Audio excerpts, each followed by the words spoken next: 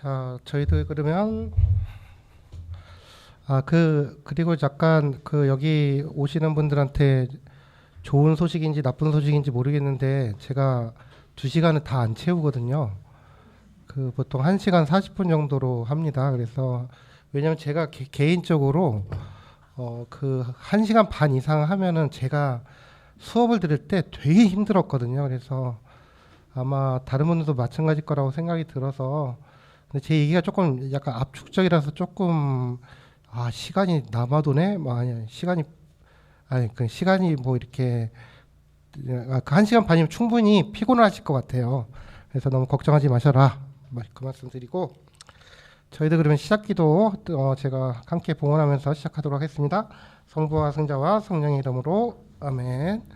좋으신 주님, 오늘 저희들 오늘서부터 6주 동안의 일정을 통해서 구약에 나타난 당신의 모습들, 당신의 어떤 이스라엘 사람들이 체험했던 당신의 모습들, 그리고 그들이 또 말로써 표현했던 고백했던 당신의 모습들에 대해서 저희들 좀 생각해보고 나누는 시간을 가지려고 합니다.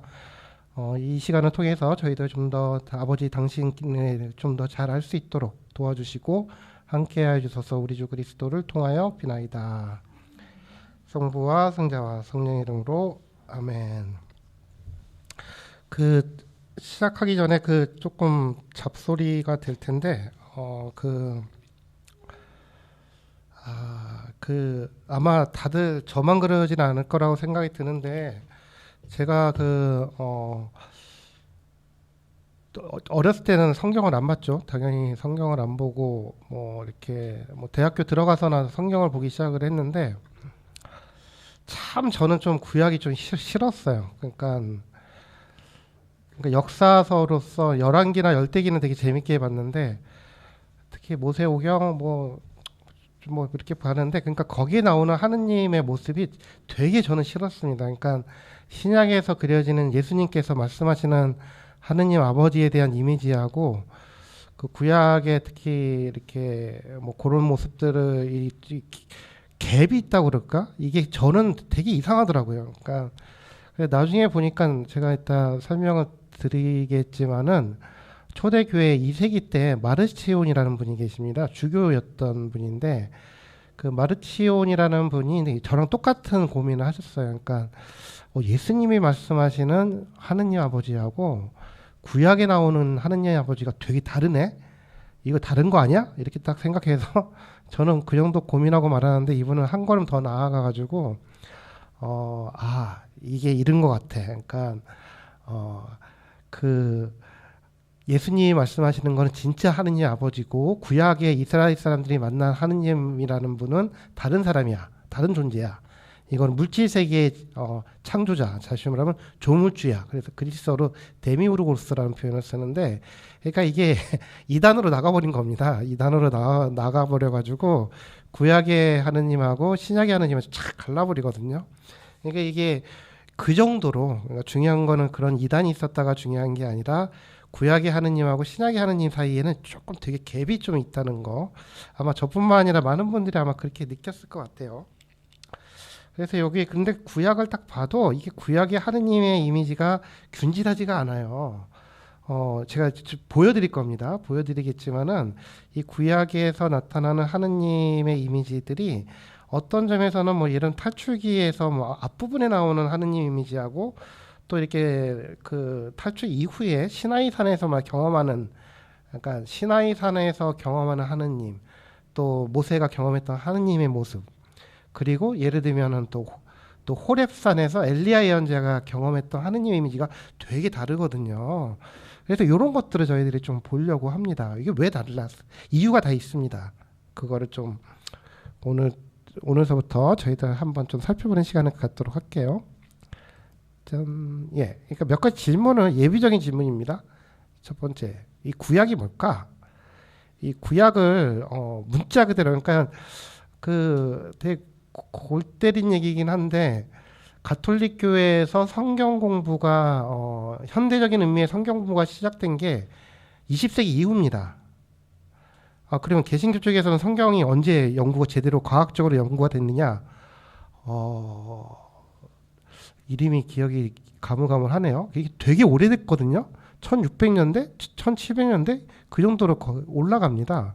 다시 말하면 이게 그 마르틴 루터가 그 종교 개혁을 하게 된 계기가 뭐냐면은 성경 공부에서부터 시작을 한 거였거든요.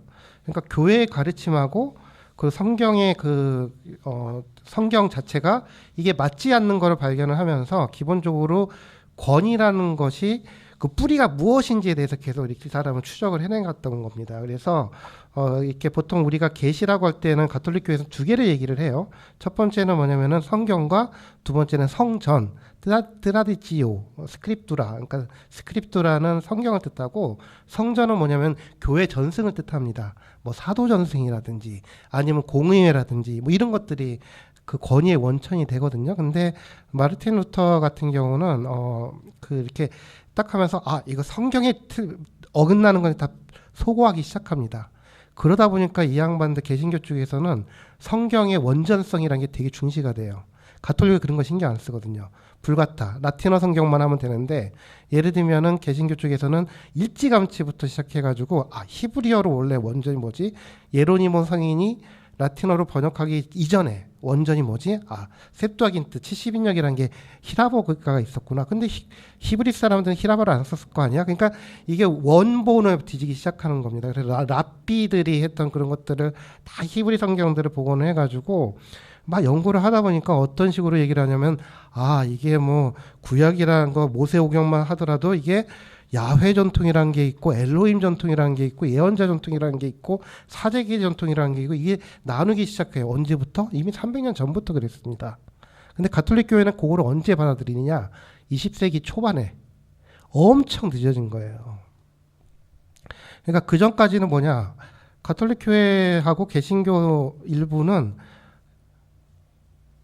그냥 구약 성경 문자 그대로 그거를 그 축자 영감설이라고 개신교 쪽에서는 아마 축자 영감설이라고 부를 겁니다. 그래서 우리 가톨릭에서 뭐라고 부르는지 잘 모르겠네요. 아무튼 문자 그대로 그렇게 받아들이거든요. 그러니까 성령께서 감도를 인스파이어를 해가지고 이렇게 쓰여진 게 뭐 성경이다. 그래서 1.1획도 틀리면 안 되고 그런 식으로 하면 굉장히 구약은 곤란한 부분이 되게 많아요.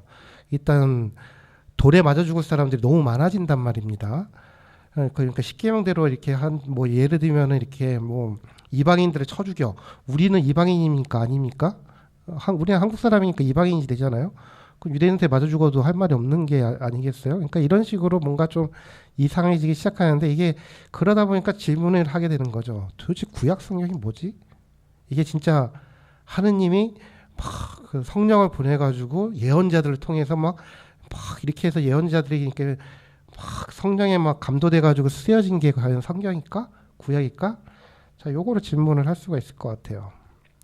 일단 구약이란 무엇이냐? 일단 뭐 다들 아시는 거긴 하지만 신약과 구약은 그냥 오래된 증언과 새로운 증언입니다. 그 테스타먼트라는 말 자체가 증언이거든요. 하느님이 어떤 분이신지 증언하는 게 예전 방식이 우리가 구약이라고 부르는 거고 그 최근 방식을 신약이라고 부르는 거죠. 그래서 기술적으로 얘기하면은 유대교와 그리스도교의 성경, 경전이라고 볼 수가 있는 겁니다. 근데 우리는 그 이상의 의미에 대해서 얘기를 할 필요가 있겠죠. 그게 뭐냐? 일단 기본적으로 구약은 하느님과 만나는 거, 그리고 관계를 맺는 거, 요에 관한 이야기입니다. 여기의 핵심은 뭐냐? 이야기라는 게 핵심이거든요. 역사적 사실이나 아니면은 신화나 이런 것보다 더 넓은 개념이라는 겁니다. 이야기. 그러니까 정확히 말하면 영어로 하면 내러티브가 되는 거거든요. 요거는 굉장히 중요한 부분이에요. 예를 들면은 제가 지난번에 했던 게 룻기였어요. 룻기 강의를 했을 때 주로 얘기를 했던 게 룻기를 내용을 보면은 하느님 이야기는 안 나와요. 룻기에서는. 그냥 룻이나 나옴이나 이런 사람들을 통해서 하느님께서는 우리를 뭐 이렇게 축복해 주십니다. 뭐 하느님의 뭐 이렇게 햇셋을 받은 사람들은 행복하네요. 이런 식으로 룻기 같은 경우는 하느님의 하느님 나오긴 나오는데 등장하지 않습니다. 예를 들면 욥기라든지 뭐 모세오경에 보면은 모세오경 중에서 뭐 예를 들면 창세기라든지 그 다음에 뭐 탈출기 같은 경우 직접 하느님을 만나는 장면이 나오잖아요. 근데 룻기는 일절 그게 안 나와요. 그건 뭐냐? 그냥 나옴이라는 아라비아 그 모압 지방 과부가 남편 히브리인 남편을 잃어버리고 그 다음에 어디로 왔느냐? 베들레헴으로 왔단 말이죠. 그 시어머니 그 나옴이랑 같이 그 베들레헴으로 왔어요. 두 과부가 나오는 겁니다. 그러니까 이스라엘 과부인 나오미 그리고 그 며느리인 룻. 그러니까 이게 딱 그러니까 이 룻 입장에서는 이방인으로서 이스라엘 땅에 온 거거든요. 이렇게 이방인들이 굉장히 이스라엘 고대 사회에서는 취약하니까 이 이방인들이 고대 사회에서 과부이면서 이방인이 고대 사회에서 어떻게 살아남을 수 있는가에 대한 이야기가 룻기입니다. 그래서 룻기를 다른 말로 뭐라고 부르느냐? 환대의 책이라고 불러요. 이방인들, 고아들, 과부들이 살아남을 수 있었던 건 환대의 정신 때문에. 그 환대는 뭐냐? 호의라고 부르는 거. 한국말로는 호의라고 번역이 되는데 히브리어로 하면 헷셋이 됩니다. 헷셋. 그럼 헷셋은 뭐냐? 헷셋이든 헨이든 히브리어로 히읗자로 시작되면은 뭐냐면 눈동자랑 관련이 돼 있어요. 그러면은 호의라는 게 그래서 이렇게 헷셋을 구약 성경을 여러 사람이 번역을 했잖아요. 한국어 번역본이. 그래서 어떤 분은 그 룻기 번역하신 팀하고 그 열왕기를 번역하는 팀이 다르더라고요. 보니까. 그러니까 똑같은 헷셋인데 룻기에서는 호의라는 단어로 막 번역이 돼 있고 다른 일부분 그다음 그 역사서 열왕기에서는 눈에 들다라는 표현을 썼는데 한국말로 하면 눈에 들다라는 표현이 더 맞아요.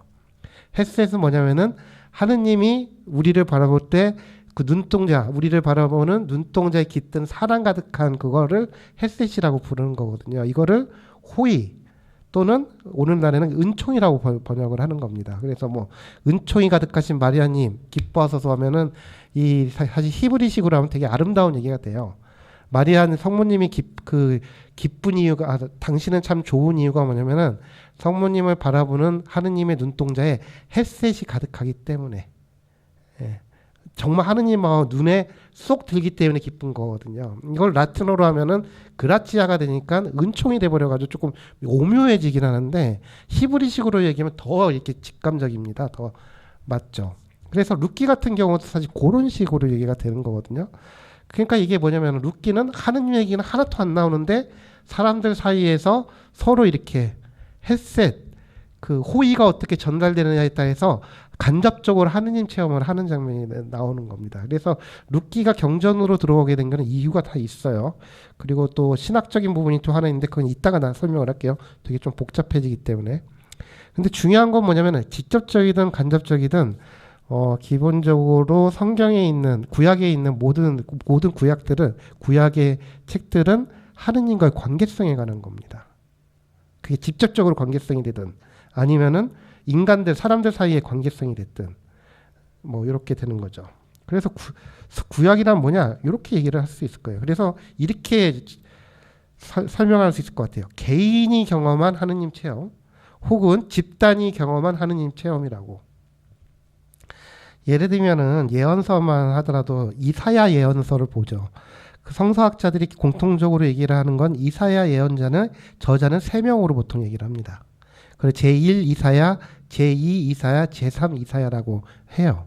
그 이유는 뭐냐면은 사용되는 단어들이나 문법이 시기적으로 맞지가 않아요. 그래서 저는 히브리어는 몰라요. 거의 모르는데 진짜 학자들이 막 그것만 잔뜩 파가면서 막 문체 비평을 하는 거예요. 그렇게 되면은 이게 세 개로 딱 나눠지는 겁니다. 그러니까 한국식으로 얘기하면 홍길동전이 15세기 표기법하고 17세기 표기법하고 19세기 표기법이 섞여 있는 거. 이건 딱 구분이 되잖아요. 뭐 이렇게 자음 같은 경우도 뭐 경순음이 들어간다든지 뭐 이렇게 되니까 이렇게 마찬가지 히브리어는 그게 더 심하단 말이에요.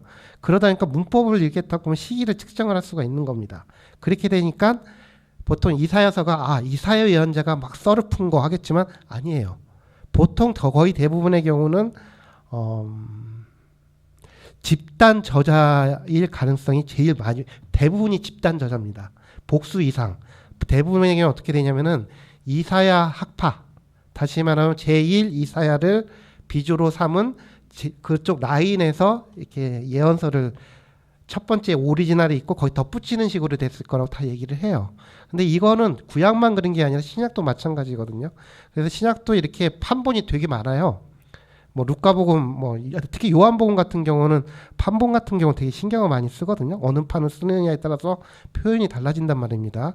근데 그 신약 같은 경우는 거의 2000년밖에 안 됐잖아요. 근데 이거는 구약은 훨씬 오래전이란 말이에요. 그러다 보니까 이게 개인의 하느님 체험이기도 하면서 동시에 그 체험에 영향을 받은 그 공동체의 체험이라고 볼 수가 있을 거예요. 그래서 기본적으로 구약을 읽을 때는 아, 이사야 예언자가 이렇게 경험했구나, 뭐 이렇게 생각하기보다는 예레미야 같은 경우는 좀 다르긴 한데, 그 기본적으로 하나의 공동체의 전승으로 받아들이는 게 가장 좋습니다.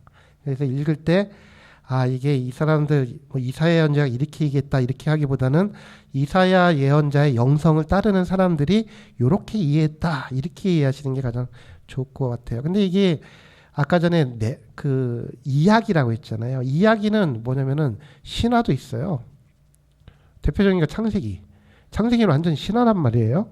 정확히 말하면은 메소포타미아 지방으로, 그러니까 지금의 이라크 지방으로 끌려가는 이스라엘 사람들이 쉽게 말하면은 미국 그 한국 구한말에 있는 구한말에 조선인들이 미국으로 건너와가지고 기독교를 접한 거랑 똑같은, 개신교를 만났을 때 그 짜릿한 충격을 받은 겁니다. 그러다 보니까 이렇게 막 그 이렇게 서사가 훨씬 풍요로워지잖아요. 뭐 가톨릭도 마찬가지지만 그러다 보니까 이스라엘 사람들이 어떻게 하냐면은 메소포타미아 지방에 그 이렇게 굉장히 근사한 우주론이나 이런 것들을 받아들여요. 그런 희한한 것들이 들어오기 시작을 하거든요. 이건 제가 이따가 또 설명을 해드릴게요. 그러니까 신화는 이게 창세기는 완전히 신화죠. 역사서도 있단 말입니다. 이 역사서가 뭐 예를 들면은 뭐 우리가 삼국유사를 다 사실로 받아들이지 않잖아요. 삼국유사에 따르면 우리는 고매 자손이 되는데 고매 자손이 그렇게 웅담을 좋아할 리가 없지 않겠습니까? 아니면 너무 고매 자손이라서 우르사를 찾는지 모르겠지만 아무튼 그 삼국유사가 됐든 뭐가 됐든 역사를 그냥 진짜 역사로 받아들이진 않죠. 이거는 그들이 생각하는 역사인 겁니다. 자신들이 생각하는 우리들은 이렇게 출발했어. 그거죠. 해석이 들어간 거예요. 해석이. 그 다음에 시 같은 걸로 이렇게 수많은 이야기들로 풀어낸 겁니다. 그 하느님 체험을. 요게 바로 구약이다. 더 다르게 얘기하면 개인과 집단의 신앙 고백이다. 이렇게 얘기를 할 수 있을 거예요. 그래서 요거를 그랬기 때문에 조금 요 질문에 어려워하지 않았으면 좋겠습니다. 그러니까 구약 보면은 맨 처음에는 신앙이 흔들려요. 제가 제 전공이 대학교를 들어갔을 때 전공이 종교학이었어요. 종교학. 그러니까 그게 그 신앙이 충실해서 종교학을 한 건 아니고 중학교 때 제가 무당 샤머니즘을 되게 좋아해가지고 막 그 책을 찾아보다가 이런 건 어디 가면 공부할 수 있지 했더니 종교학과를 가면 공부할 수 있다고 해서 종교학과에 갔는데, 근데 그 수업 시간에 이렇게 일반 종교사하고 뭐 일반 종교학 개론을 들으면서 제가 가톨릭 신자로서 정체성이 엄청 흔들렸거든요. 왜 그러냐면은 그 구약이 너무 이렇게 어설프게 얼기설기돼 있다는 걸 보게 된 겁니다. 뭐 예를 들면은 뭐 신약도 좀 그렇긴 한데 아무튼 예를 들면 요거를 먼저 들을게요. 자, 창세기 1장 26절이에요. 이거 되게 문제가 많은 부분이죠. 하느님께서 말씀하셨다. 우리와 비슷하게 우리 모습으로 사람을 만들자. 이게 복수가 나온단 말입니다. 복수가. 그리고 이거는 제가 웬만한 히브리어를 피하려고 안 쓰긴 했는데 구약에서 창세기에서 하느님은 야훼로 선포 안 돼요. 엘로힘 또는 엘이라고 번역이 됩니다. 그렇기 때문에 우리 공동 번역이 사실 그게 제일 정확해요. 공동 번역에서는 주님 한 다음에 야훼로 되는 거는 모세가 그 타오르는 딸기나무에서 하느님께서 당신은 야훼라 선포하는 걸 이후에 야훼가 나오기 시작하거든요. 근데 그 공동 번역 말고 우리 가톨릭 지금 사용하고 있는 성경에서는 다 아마 주님인가 야훼인가 아무튼 하나로 통일을 해버렸죠. 근데 사실 어감이 달라요. 그래서 엘로힘이나 엘이라는 것은 그게 하느님 우리 이스라엘의 하느님만을 뜻하는 게 아닙니다. 대표적인 경우가 바알의 엘 이게 어원이 똑같거든요. 그러니까 기본적으로 엘자로 되면은 그 신을 뜻하는 일반 명사예요. 고유 명사가 아닙니다. 그러면 고유 명사는 뭐냐? 야훼는 고유 명사예요. 이스라엘의 그 하느님을 뜻하는. 근데 창세기는 그 얘기가 안 나오거든요. 왜? 창세기는 메소포타미아, 바빌로니아 신화를 뺏겼기 때문에. 요게 정설입니다. 그러다 보니까 여기서는 우리라는 말이 나오는 거예요. 그러니까 되게 희한하죠. 그리고 이렇게 심지어는 그 사무엘서만 하더라도 그 야훼 하느님하고 바알 신과 대결하는 장면이 계속 나온단 말입니다. 엘리야 예언자도 그렇고. 이게 기본적으로 다 신교를 품고 있거든요. 유일신교에서는 그런 얘기가 나오면 안 되죠. 그러니까 구약 같은 경우는 이게 사실 이 신론 부분이 되게 애매하게 좀 복잡하게 꼬여 있어요. 사실 이 부분은 그래서 이런 거 공부하면 되게 심란하죠. 딱 보면 뭐야 이거 뻥꾸라였어? 이렇게 생각을 하게 되는 거예요. 그래서 제가 대학교 1학년 때 되게 그 신앙의 위기를 하게 됐는데 그럴 필요는 없다는 거. 왜냐하면 이게 이야기 때문에 그렇습니다. 이야기는 뭐냐면은 늘 변화하거든요. 예를 들면 이런 거예요. 우리가 어린 시절에 한번 누군가한테 얘기를 한다고 한번 해보시죠. 만나서 어렸을 때 어렸을 때부터 지금까지 삶의 여정을 쭉 말할 때 이게 나의 상태나 상대방의 누구냐에 따라서 이야기가 바뀌는 걸 알게 될 겁니다. 되게 수용적인 사람을 만나게 되면 내 이야기가 상처를 계속 오픈하는 쪽으로 얘기가 될 거예요. 하지만 수용적인 사람이 아니라 규범적인 사람, 되게 판단하기 좋아하고 막 그건 이런 거야 이런 식으로 하게 되면은 팩트 위주로 하게 되죠. 왜? 나의 취약함을 오픈하기가 좀 힘드니까. 나라는 사람은 똑같은데 나의 이야기가 조금씩 달라지는 거거든요. 이게 구약이 대부분의 경우는 기본적으로 구약을 볼 때 막 가장 속 편하게 볼 수 있는 거는 하나의 내러티브로 이해하는 게 가장 좋습니다. 자기들이 이해한 하느님에 대한 요거. 자, 이거를 요렇게 생각하시면 돼요. 이야기는 뭐냐면은 주변에 널려 있는 돌들로 짓는 건물하고 똑같다고 생각하면 돼요. 예를 들면은 제가 수도에 들어가기 전에 제가 어렸을 때 그 기억하는 어린 시절하고 수도에 들어와 가지고 1년에 한 번씩 계속해서 양심성찰을 파리피정을 하면서 죄묵상을 하면서 어린 시절을 계속하고 또 상담도 받고 하면서 점점 내 환경에 맞춰 가지고 내 이야기가 달라지는 것처럼 이게 벽돌이 환경이 주변이 바뀌면은 이렇게 그 돌들이 바뀌는 거랑 똑같습니다. 이거를 좀 염두에 두면 좋을 것 같아요. 너무 예를 들면 그렇지. 예를 드는 게 가장 좋을 것 같아요. 주변에 널려 있는 돌들의 대표적인 경우가 길가메시 서사시라는 게 있어요. 요게 그 길가메시 서사시의 이 사람이 길가메시다. 길가메시네요. 여기 사자를 안고 있잖아요. 이 강아지 잡듯이 그 사자를 딱 하는 게 길가메시입니다. 이게 수메르 신화예요. 수메르 신화. 바빌로니아의 전 나라였던. 이 길가메시 서사시에 보면 이거 번역본이 돼 있어요. 이거 보면 되게 재밌어요. 이거 딱 보면 뭐야 이거. 그 창세기 완전 이거 베꼈네 하는 게 다 나옵니다. 뭐 예를 들면 길가메시 읽었을 때 제일 재밌었던 인물이 우트나피시팀이라는 인물이 나오거든요. 이 사람은 뭐냐면 완전 노아예요. 우트나피시팀은 어떤 존재냐면은 대홍수가 벌어졌을 때 그 배를 만들어 가지고 살아남은 사람이 우트나피시팀이에요. 노아죠. 근데 이 사람이 영생을 얻을 뻔했는데 그 영생을 그 과일을 먹지 말면은 과일을 안 먹으면은 영생을 얻는데 이 과일을 먹게 해가지고 우트나피시팀이 불멸자가 되는 기회를 놓쳐버려요.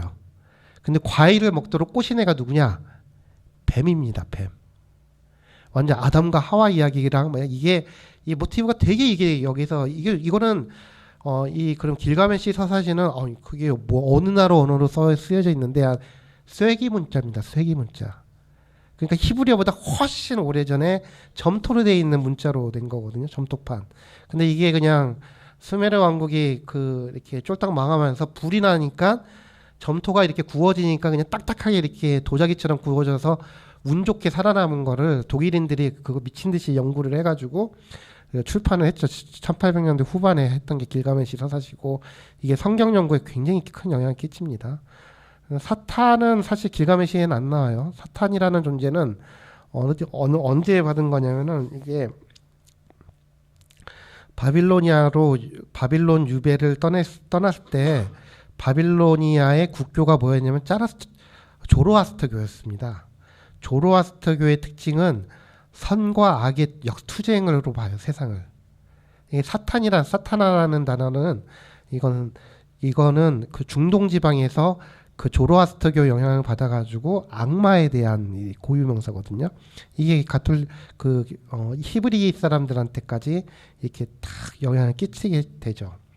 근데 기본적으로 유혹자로서의 사탄이라는 이거는 이게 후대에 나오는 겁니다. 그래서 초기 예를 들면 모세오강 아무리 뒤져보세요. 거기에 악마나 사탄 얘기 안 나오거든요. 이거는 나중에 나옵니다. 자, 이제 주변에 널려있는 돌들이 이렇게 길가메시 서사시 같은 것도 아주 좋은 돌이었죠. 그래서 그 월터 브리게만이라는 분이 계세요. 지금 아직도 살아계십니다. 이 양반이 1932년생인가? 엄청 아직도 살아계시고 굉장히 놀라는데 저는 아무튼 신약에 대해서는 여러 책을 읽었지만은 구약도 몇 개 읽었는데 월터 브리게만이 제일 좋았어요. 저는 개인적으로 지금도 계속 읽고 있고 미국 개신교 쪽입니다. 목사님이실 거예요. 아무튼 목사님이신데 대학자세요. 그러니까 오늘날 현대의 구약학에서는 이분이 제일 톱클래스로 치죠. 물론 하버드 쪽이 그랜트인가 그 양반인데 그 양반은 고고학 쪽이고 이분은 되게 연구 좋아요. 이런 얘기를 해요. 구약은 다양한 시대와 다양한 사회적 맥락에서 흘러나온 목소리들의 집합체이다. 그러니까 다시 말하면은 구약이라는 거는 예를 들면은 신약하고는 굉장히 궤적이 다르다는 겁니다. 신약은 딱 하나예요. 신약의 주제는 딱 하나입니다. 물론 서신 빼고 복음서, 사대 복음서의 주제는 딱 하나입니다. 그건 뭐냐면 예수 그리스도는 누구이신가. 이거에 대한 해석이 크게 두 가지 해석이 있는 거거든요. 마르코, 마태, 루카 복음의 해석이 있는 거고 요한 복음의 해석이 있는 겁니다. 마르코, 마태, 루카를 이걸 공간 복음이라고 부르는 겁니다. 그래서 똑같은 신학적 그게 있어요. 그래서 그거는 뭐냐면은 하느님의 아들, 기름 부은 자, 이런 식으로 되는 거죠. 그 다음에 요한복음 같은 경우는 되게 특이해요. 요한복음 같은 경우는 이렇게 아버지로부터 나왔다라는 표현이 계속 나온단 말이에요. 그래서 삼위일체 이론이라는 삼위일체 교리는 요한복음에서 끌어들인 겁니다. 마르코, 마태, 루카에서 삼위일체는 찾아보기가 쉽지가 않아요. 거의 없다시피 해요. 근데 그 요한복음서는 이게 삼위일체의 흔적들이 있죠. 그런 식으로 이렇게 일관되어 있어요. 복음서는 뭐냐? 예수 그리스도는 누구이신가? 그래서 그거를 복음서에 기반해가지고 완전히 했던 게 신앙 고백으로 정립화한 게 바로 사도신경. 그 이후에 니케아 콘스탄티노플 신경. 이 두 개의 신경을 우리 교회에서는 쓰고 있죠. 물론 한국 교회에서는 니케아 콘스탄티노플 신경을 안 쓰잖아요. 왜냐면 너무 길어가지고 못 외우니까. 근데 외국에서는 니케아 콘스탄티노플 신경을 많이 주로 해요. 왜냐면 보면은 굉장히 아름답거든요. 이게 운율도 맞고. 근데 한국말로는 너무 이상하고 빛에서 나온 빛 하니까 되게 희한한데. 근데 외국어로 하면 되게 굉장히 아름다워서 그걸 더 쓰죠. 근데 그런 식으로 이렇게 딱 공식이 있어요. 근데 구약은 그게 아니라는 겁니다. 여러 가지 목소리들. 그러니까 좀 어렵게 얘기하면은 다성성이라 그럴까? 여러 목소리들이 뒤섞여 있다. 근데 월터 브리게만 목사님, 교수님의 얘기고 저 전적으로 동의합니다. 이렇게. 자, 근데 여기 또 우리를 불편하게 속을 뒤틀리게 하는 게 있어요. 그게 뭐냐? 누구를 위한 걸까? 구약은. 이 망할 놈의 그 구약에서 구약이 그러니까 쉽게 말하면은 이게 되게 이상해 보이잖아요. 누구를 위한 구약일까? 근데 이게 이상해 보이지만 이상하지 않습니다. 왜? 구약 성경은 이스라엘의 선민 사상이 그냥 가득 차 있거든요. 그 계약의 민족. 그러니까 이거 되게 좀 그래요. 게다가 이렇게 특히 이렇게 여호수아기를 보면은 다 조져버리잖아요. 다 조지지 않았다고 저주받잖아, 이스라엘 사람이. 그러니까 모세가 사실 어떻게 보면은 최악의 내비게이터 아닙니까? 솔직히 말해가지고 이게 40년 동안 헤매 거리가 아니잖아요.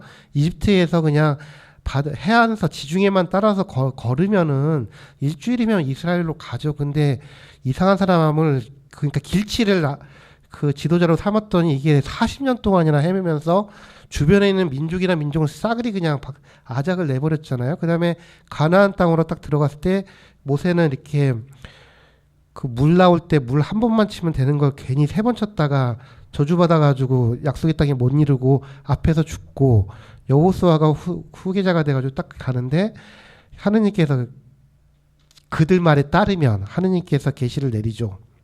그 성전에서 다 조져버리라고. 하나도 남기지 말라고. 근데 조지지 않았다가 그래서 이스라엘 사람이 조짐당하니까 그다음부터 철저하게 조지거든요. 그러니까 인종청소예요. 인종청소. 이게 현대인들의 입장에서 보면 굉장히 불편한 겁니다. 사실은.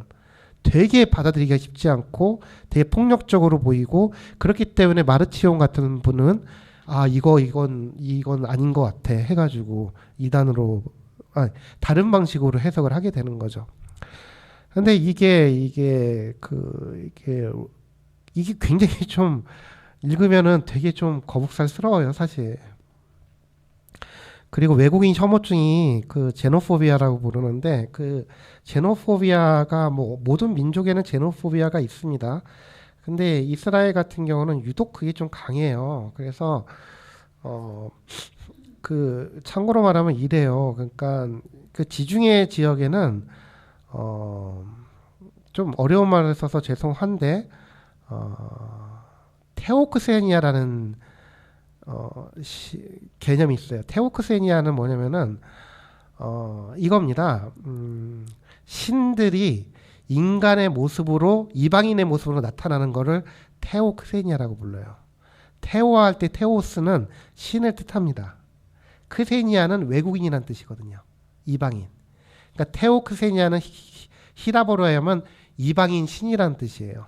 대표적인 경우가 뭐냐면은 그 제우스하고 헤르메스라는 두 그리스의 신이 어떤 노 부부한테 이방인으로 나타나는데 그 아랫마을에서 이 사람들 이방인을 박대하니까 이 제우스하고 헤르메스가 그 필레몬일 거예요. 필레몬과 그 부인한테 노 부인한테 찾아가서 그러니까 환대를 막 해줘요. 막 그 맛있는 거 주고 하니까 나중에 이 사람 그 신이 이렇게 탁 나타나서 제우스하고 헤르메스가 나타나가지고 네 소원이 무엇이냐 해서 나는 우리는 신전에 그 이렇게 남자 죄관이 됐으면 좋겠습니다 해서 그 소원을 들어주고 한나라시에 죽게 해주거든요. 이게 그 메타모르포시스라고 오비디우스라는 사람이 쓴 로마 시대에 그 이렇게 책이 나와 있어요. 이게 우리 한국말로도 번역이 돼 있습니다. 그게 여기만 있었던 게 아니라 심지어는 구약에도 좀 있어요. 구약이 어디에 있느냐? 예를 들면은 창세기에 아브라함이 마므레에서 성삼위를 만나는 장면이 나오잖아요. 천사 3명 만나는 거. 그게 바로 대표적으로 테오크세니아예요. 이게 지중해 지역에는 아주 흔히 있는 거예요. 그러니까 이방인이라는 게 완전 혐오의 대상은 아니고 이방인으로 왔을 때 내가 대접을 잘해가지고 돌려보내면 신들의 축복을 받아 이런 생각이 있는 겁니다. 그래서 테오크세니아라는 게 그런 뜻이고, 그리고 그냥 크세니아라는 말도 있어요. 이게 그냥 크세니아라는 단어는 히라버예요. 이게 그리스어인데 이게 외국인이라는 뜻에서 크세노스라는 외국인이라는 단어에서 크세니아가 나오는데, 이게 문자 그대로 번역하면 뭐냐? 환대입니다. 환대.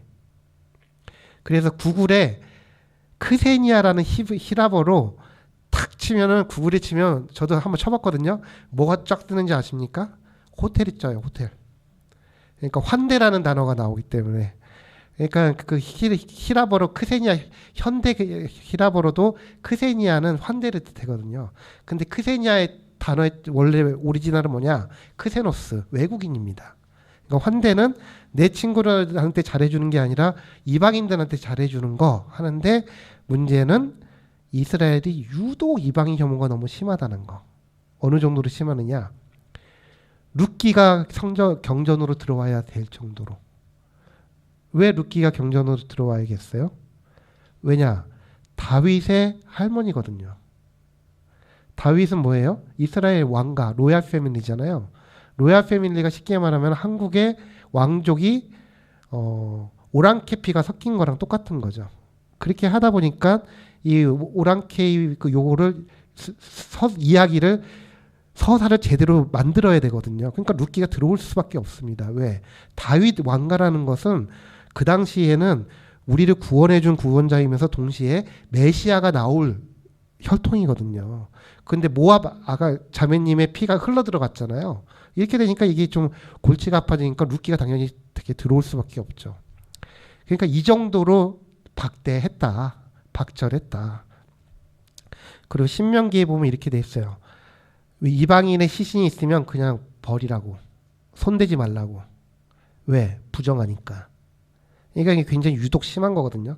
그 이방인 혐오가. 근데 이게 조금 좀 다르게 좀 이해하면 좋을 것 같아요. 이거는 그 당시에 그렇기 때문에 그렇다는 거. 다시 말하면 이거를 뭐라 그럴까? 한국식으로 얘기하면 방어적 민족주의라는 게 좀 강해요. 하도 그러니까 그 이스라엘이 그렇게 강한 민족이 아니었잖아요. 그러니까 어떻게 보면은 한국이랑 좀 비슷하죠. 동네북이죠, 동네북.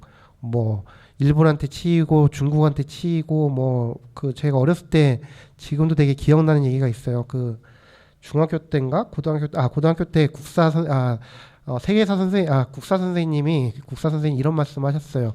너네들 배달 민족이 무슨 뜻인 줄 아냐? 그래서 예, 배달의 민족이 했더니 배가 다른 민족이라고 하도 이렇게 그 여기 치이고 저기 치여가지고 그냥 피가 많이 섞였다고 막 그런 얘기를 했는데, 이스라엘도 마찬가지거든요. 그래서 그 성경 엑소더스 탈출기 연구하는 학자들을 대부분의 경우는 동의를 해요. 유대 민족, 이스라엘 민족이 탈출한 걸로 보는데, 이거는 이스라엘 민족이 아니라 이집트의 노예 상태에 있던 다민족들 탈출군으로 봅니다. 그러니까 다시 말하면 이스라엘 민족이라는 거는 원래는 그냥 그지 깽깽이들, 맨날 이렇게 동네북이 했던 애들이 탈출해가지고 만든 거, 요런 식으로 얘기를 하죠. 그러다 보니까 이게 강렬할 수밖에 없거든요, 이방인에 대해서. 그리고 이게 지금 트라우마가 지금 2건이나 있잖아요. 첫 번째는 뭐냐면은 이집트인들의 노예가 됐었죠. 그 다음에 두 번째는 이게 가장 강렬한데, 바빌로니아 유배라는 트라우마가 엄청나게 큰 거란 말이에요. 이거는 이 구약은 기본적으로 바빌로니아 유배 때문에 구약이 쓰였다고 생각하시면 돼요. 왜 이런 일이 우리한테 벌어졌는가? 이거에 대한 신학적 해석이 구약입니다. 하느님과의 관계가 왜 틀어졌는가? 그 하느님이 벌 주시니까 우리가 바빌론 유배를 받은 건데, 요거를 얘기를 하는 거죠. 쉽게 말하면 구약은 이런 겁니다. 이게 그 하느님이 이게 예를 들면 그림자 놀이 같은 거예요. 그림자. 이스라엘 민족들의 하느님 체험이란, 또는 우리가 체험하는 거는 그냥 거룩함에 대한 체험은 이런 그림자에 불과한 거거든요.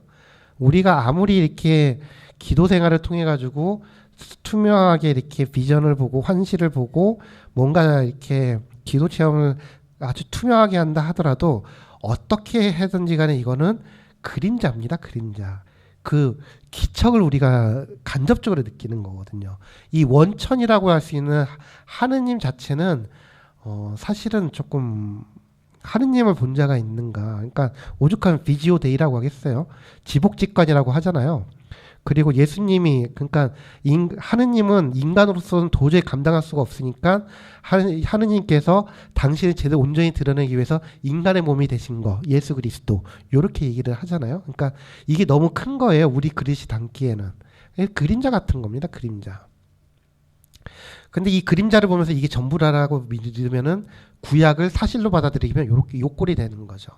이거는 그냥 우리는 하나의 이야기로 그림자 서사로 받아들이면서 이게 이런 재미가 있구나, 이런 의미가 있을 수 있겠구나 이렇게 생각해야지 이거를 하느님의 모든 것으로 그냥 환치시키면 아주 곤란하다는 겁니다. 왜냐면 우리는 이걸 볼 수가 없어요. 살아생전에 뭐 볼 수도 있겠죠. 아빌라이 드레서 성녀 같은. 아무튼 자 이런 거북하면 이게 요 마르치온 헤레티쿠스라고 돼 있죠. 마르치온 헤레티쿠스 그러니까 이단자 마르치온 중세 사람들이 이렇게 생각했던 것 같아요. 이 초대교회부터 있었다. 그래서 뭐 2세기 그러니까 160년경인데 아무튼 마르키온 주교는 아예 그냥 구약의 조물주 이 데미우르고스 그다음에 신약의 하느님 야훼 하느님을 구분을 했죠. 이런 경우 되게 위험했어요. 왜냐면은 이 데미우르고스라는 개념 자체가 그리스도교 개념이 아니거든요. 데미우르고스는 뭐냐 어디서 나온 개념이냐면 플라톤주의에서 나온 겁니다.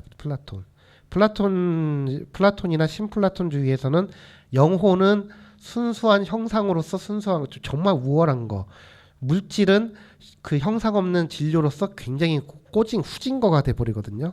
그러니까 영적 존재인 하느님께 그 신은 이런 열등한 물질계를 창조할 리가 없어. 그러니까 그 플라톤주의자들은 그렇게 생각을 했어요. 그래서 이 열등한 물질계를 창조한 거는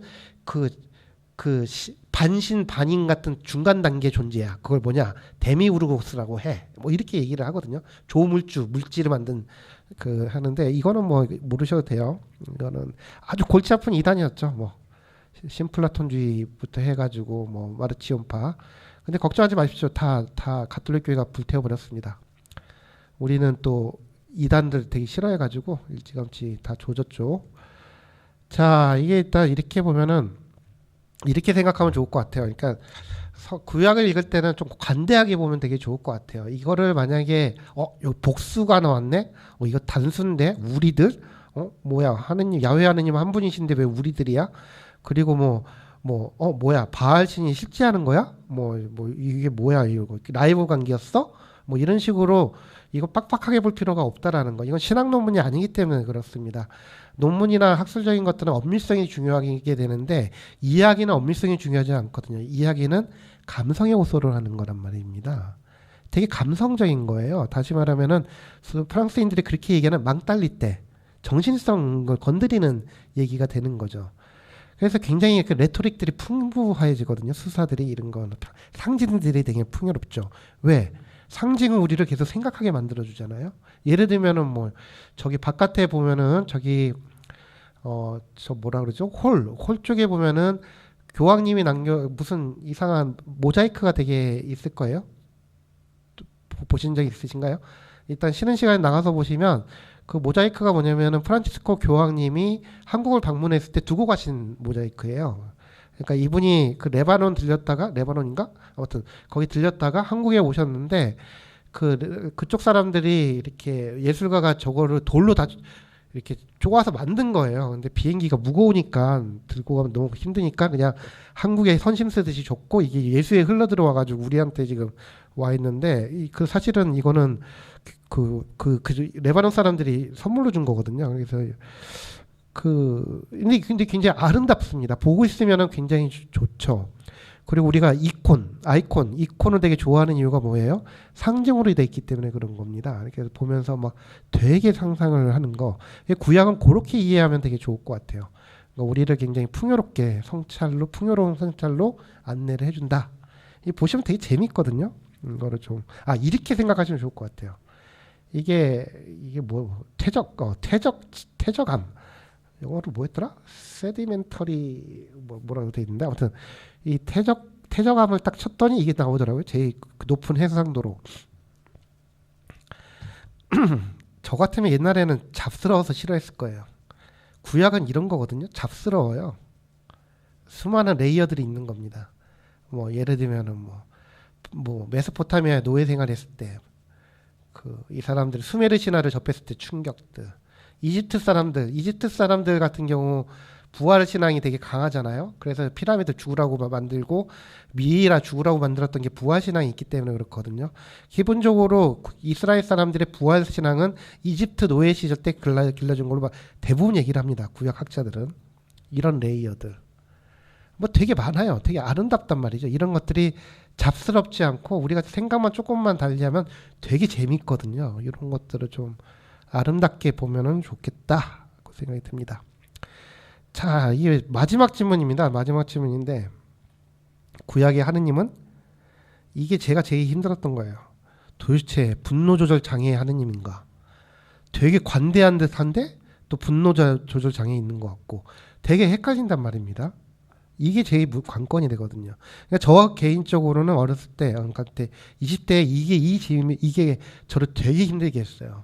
도저히 그러니까 저도 그러니까 마르치온파처럼 신약만 주구장창 봤죠. 신약은 아름답잖아요. 되게 사랑 얘기하고 막 근데 그 구약하면은 막 조져 막 이렇게 하니까 게다가 우리가 이렇게 또 이렇게 식민지 체험이 있다 보니까 되게 불편하거든요. 자, 분노의 하느님인가 용서의 하느님인가 이게 오늘의 주제입니다. 사실은 이 두 얼굴을 어떻게 우리가 이해하면 좋을까? 이해를 할 수 있습니다. 그걸 제가 설명을 드릴 겁니다. 그래서 지금 45분입니다. 그래서 한 10분 정도 좀 쉬시고 좀 차도 한 잔 물론 제가 사드릴 수는 없지만 밑에 가서 차도 드시고 10분 55분에 다시 뵙도록 하겠습니다. 아, 그리고 있으시면 그때그때 질문하시면 됩니다. 예. 물론 질문 안 하시겠지만